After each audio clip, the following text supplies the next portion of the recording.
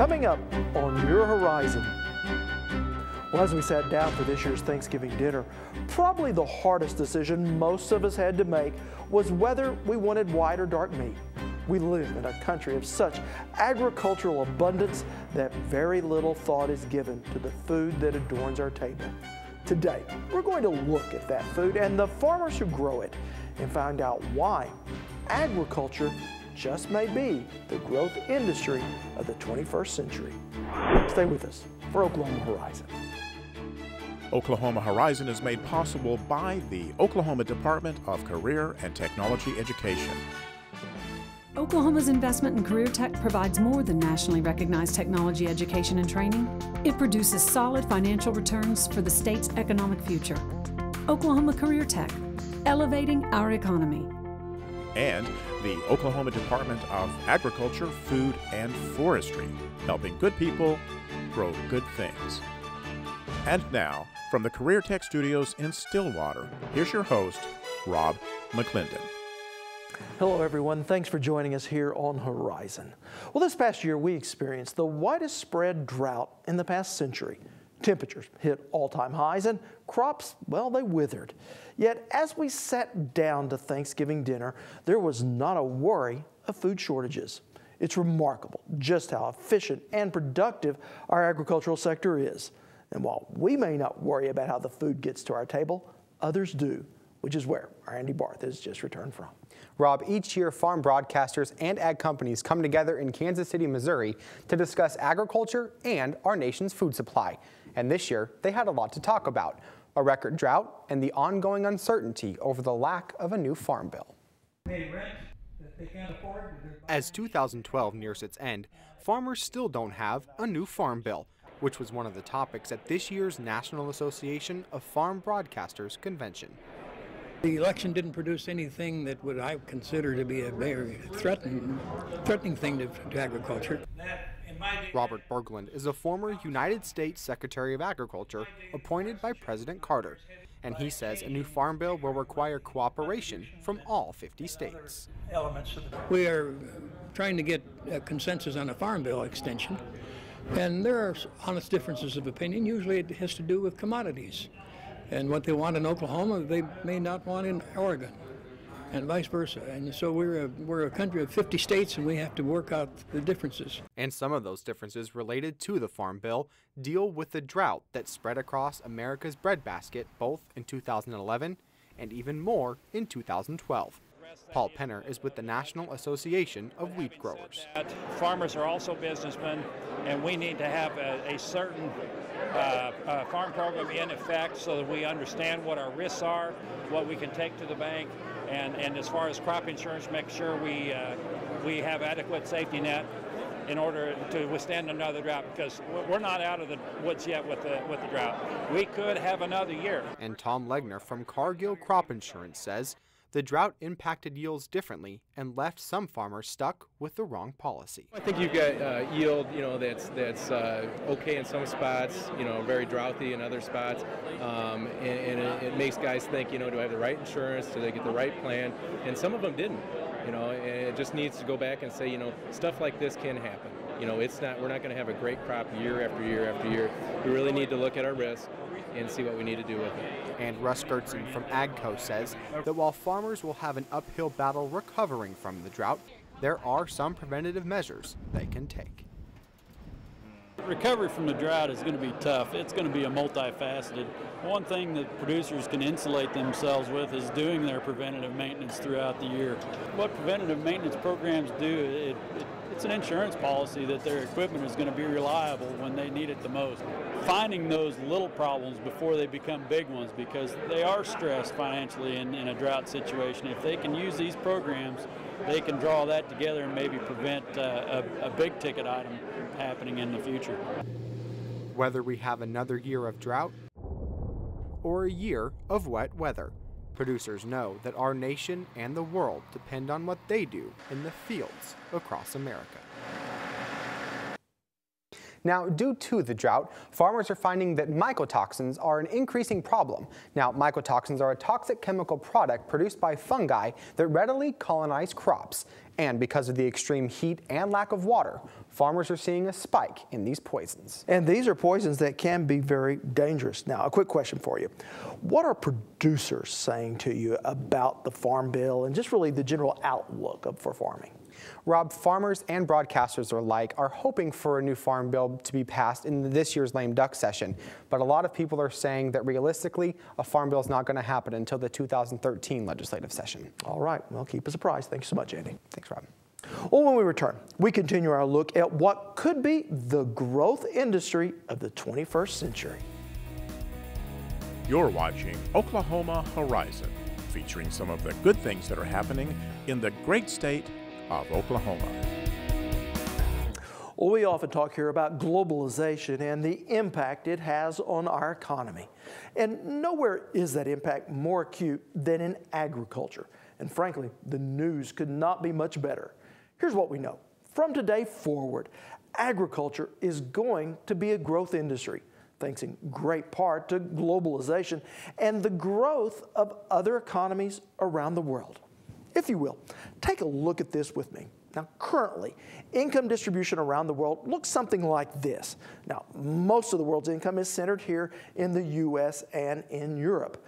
Now, China and India, despite their large population, well, they still only account for just 15% of global income distribution, with the rest of the world making up this 38%. But look what happens in less than 40 years. World income distribution shifts from being largely located here in the West to Asia. China and India will, in the year 2050, comprise 40% of all global income. Other developing countries will make up another 40%, and the U.S. and Europe share drops to just 20%, which is good news for our nation's farmers, and here's why. As global incomes rise around the world, so does food consumption. Entire populations that once ate on a subsistence diet will now be demanding more meat, more dairy, more fruits and vegetables, and more processed and packaged foods.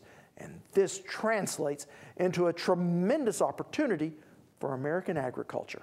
Earlier, I visited with Dick Crowder, a professor of international trade at this year's Rural Economic Outlook Conference at Oklahoma State University. Well, Dr. Crowder, Steve Jobs is often quoted as saying, "We are one world now." In terms of American industry, and in particular our agricultural industry, what does that mean for us? It means that we are all interdependent in a number of ways. It means we're becoming more interdependent in terms of culture, we're becoming more interdependent in terms of economies, finance, movement of product, food safety, food security as we relate back to agriculture. And it's growing, and it's going to become more important in the future as economies become more interlinked. Food consumption grows, and food supplies have to be moved more around the world to meet the demand. And this demand is also relating to a growing global demand just by not only the people, but by their wants. It's a global demand, but primarily outside of the U.S. The growth in world demand, 96% of the population growth between 2010 and 2050 is going to be outside the U.S. It's not only related to their wants and needs, but it's also related to the ability to pay in these developed, less developed countries. The ability to pay is growing. The Chinese economy is growing. People say it's slowed up now, okay? Well, it's slowed up to 7-8%. What if we had 7-8% now? But so it's still growing. In India, it's the same way. I read just this morning that the wages in China in the last 3 years have averaged 19% increase. The ability to pay is there. There's want and the needs have always been there, but the ability to pay and buy this food is increasing dramatically. So I guess the $64,000 question is, can American agriculture production keep up with global demand? Well, it's not a question only of American agriculture. No, we cannot supply it ourselves. We've seen it already in terms of demand for American agriculture. Our share of world of exports of corn is less than we used to have. Brazil has increased their share of soybeans. We can't do it ourselves. This is a global demand issue. It will have to be a global supply solution.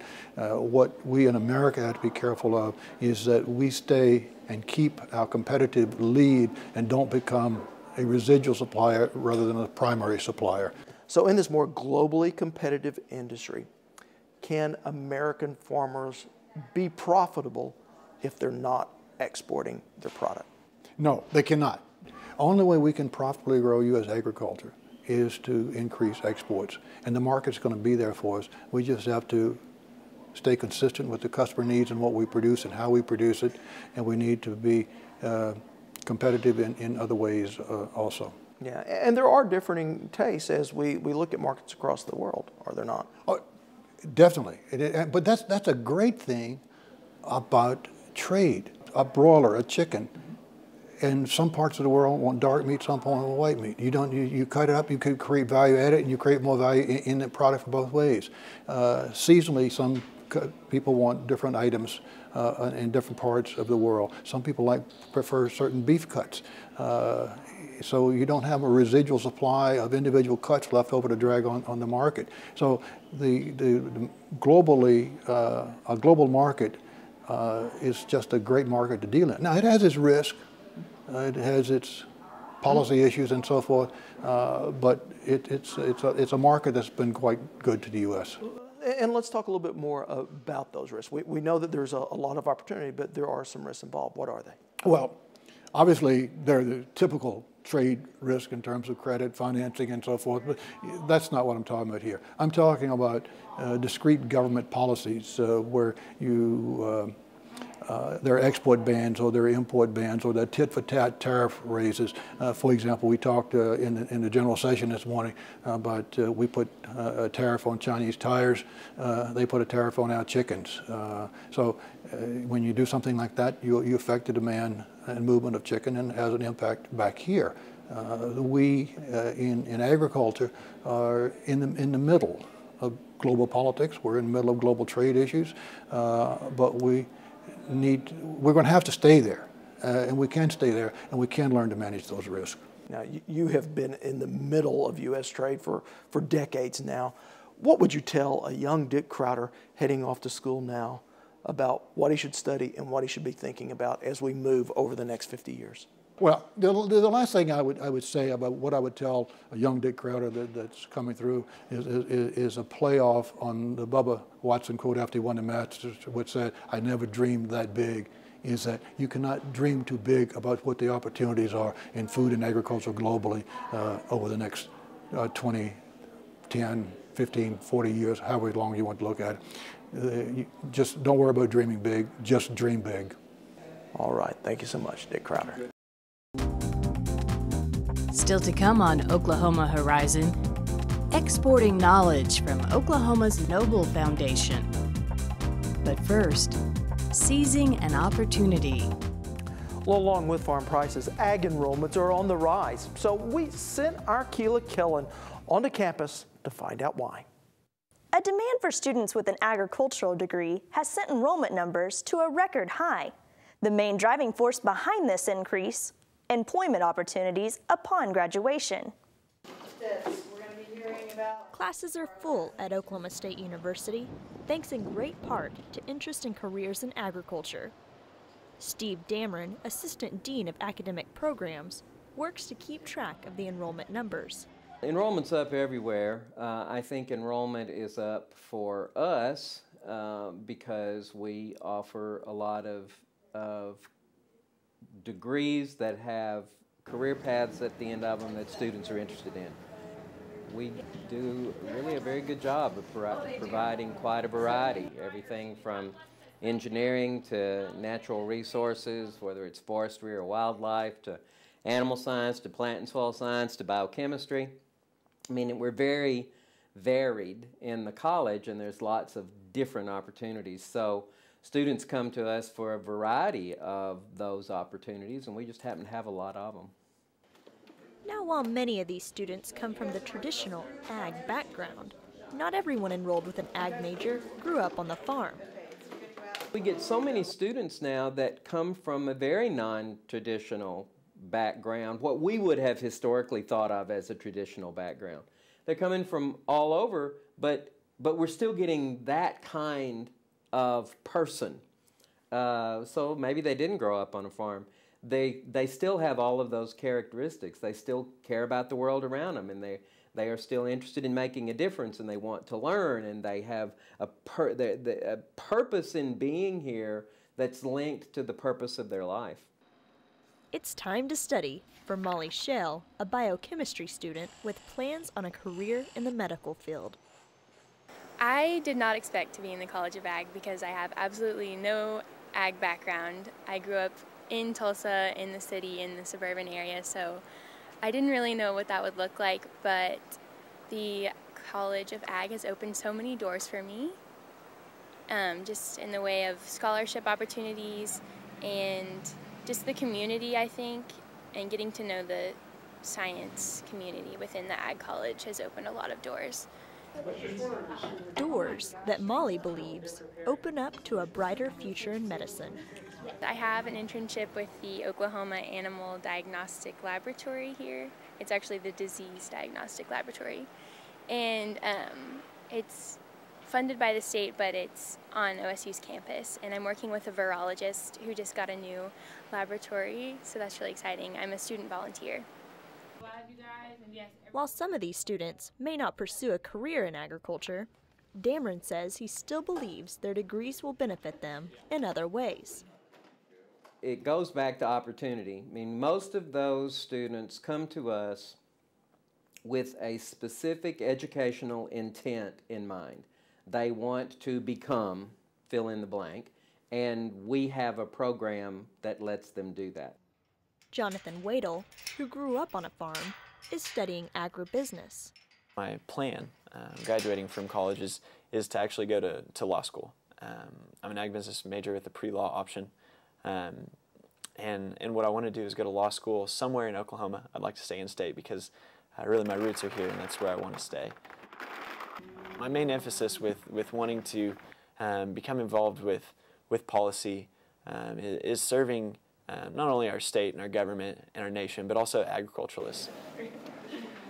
Allowing students within the College of Ag to pursue what they are passionate about. I think that our Kasner students are the epitome of the land-grant student. They are the people who come here with a purpose, and they pursue their education with a purpose in mind, and they're eager to learn, and they do. And then they go out in the world, and they're the people that make the world go round. They are the people who are the world's problem solvers. I mean, that's what our employers tell us. They want to hire our students because they go into their organizations with a problem-solving mindset. And taking agricultural education to a whole new level. Typically, ag majors have a higher job placement rate than most other graduates, a trend that should only grow as the demand for U.S. agricultural goods rise around the world. Oklahoma Horizon is now portable. Just subscribe to our weekly podcast. Visit iTunes.com, where you can download our show for your listening or viewing convenience. Well, located on the outskirts of Ardmore, Oklahoma, the Samuel Roberts Nobel Foundation is recognized around the scientific world for its cutting-edge research. And while global in their scope, they're also very local in their focus. Joining me now is our Paige Wallace. Founded in 1945, the Nobel Foundation assists farmers and ranchers while also conducting scientific research that will enhance agricultural productivity both here and around the world. Agriculture can be a complicated business, from the financial side to the struggles of everyday production. The Lloyd Nobel Foundation in Ardmore, Oklahoma, hopes to help farmers be successful. Being in agriculture, you have to be a jack of all trades, and you have to be good at everything. You've got to be a good economist, You got to be a good mechanic. You got to be a veterinarian. You got to be everything. And having the Nobel Foundation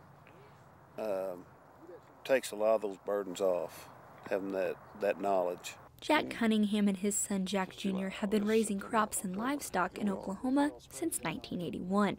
They say it's the Nobel Foundation who keeps their operation on track. They help us a lot. They help you test your soils, they figure feed rations, stocking rates, help us with our insect problems in wheat or on the pecans. We consult with them constantly on different questions that arise. Adam Calloway is the Foundation's Director of Public Relations and Communications. He says it's important that we continue to support America's farmers and ranchers. Lloyd Noble established the Nobel Foundation in 1945, just about 10 years after the Dust Bowl, and he'd seen the impact of poor farming practices and what had happened as a result. So as an organization, we're here to support agricultural producers in a variety of ways. And it's important because the agricultural community is really the foundation for society. They provide so much to what we do in our day-to-day lives. The Nobel Foundation assists more than 1,700 farmers and ranchers in a 47-county service area. We have a no-cost consultation program, which if you live in our service area, and it doesn't matter if you have 1 acre or 10,000 acres, you can come to us and we'll help you develop management plans and answer those questions and be there to support you with knowledge and educational programs and even demonstration programs to help improve your operation. We also have plant science and agricultural research programs. Our plant science programs really focus in on forage crops, forage grasses and legumes. The major agricultural enterprise here in the region is livestock. So if you can improve forages, grasses and legumes that livestock eat, then you can really have an impact on agricultural producers. But their research and education isn't only available to Oklahoma's farmers. All this information that we're producing and all of our science is certainly becoming national and international. So while our focus is the Southern Great Plains, we see the impact of what Lloyd Noble started going really around the world now. The Foundation employs over 90 PhD scientists, agricultural consultants, and research associates, including employees from 6 different continents. We have 400 plus employees from 29 different countries. So from all around the world, they come here to fulfill our mission of bettering mankind. And for farmers like the Cunninghams, help is only a phone call away. There's so much information available that you wouldn't get otherwise. You can get it through the foundation. Trends, what's going on, they'll help you with things. They're up to date on what is occurring in agriculture, what new things are happening. Influence that impacts more than just Oklahoma farmers and ranchers, but rather the entire world. It's interesting to me to see that an oil man, Lloyd Noble was a philanthropist and an oilman during the 20s and 30s. And he looked beyond just his industry and he saw a real need in Oklahoma coming out of the Dust Bowl. And so he was not content just to stay within his own sphere. So he started us, and to see how he planted that seed, so to speak, of this organization. And now we're not only just having an impact on the Southern Great Plains, but nationally and internationally. Some of our agricultural producers are training military guys that are going over to Afghanistan to train those farmers and ranchers how to be more productive. So this mission that started right here in Ardmore, Oklahoma is now going around the world. And improving agriculture for over 65 years. In addition to their outreach, Noble's Plant Biology Division conducts basic biochemical, genetic, and genomic plant research. Now, I know the foundation has also earned quite the reputation for being very philanthropic. That's right, Rob. Since its founding, the Nobel Foundation has expended almost $1 billion for charitable purposes, including more than $300 million for grants and scholarships. All right. Thank you so much, Paige. You're welcome. If you're interested in Oklahoma culture, you can keep up with us throughout the week on the Red Dirt Chronicles blog. Look for our On the Horizon postings on Tuesdays and Fridays and tell us what you think. Next time on Oklahoma Horizon, we'll meet some Oklahoma innovators taking the road less traveled on their path to entrepreneurial success. You don't quit.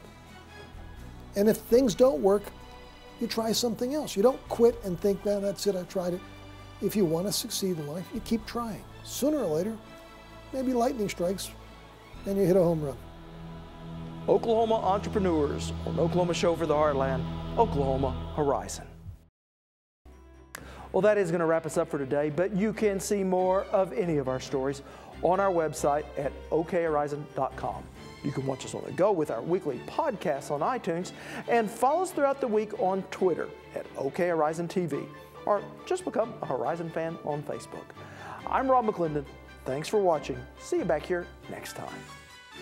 Horizon is made possible by the Oklahoma Department of Career and Technology Education and the Oklahoma Department of Agriculture, Food, and Forestry, helping good people grow good things.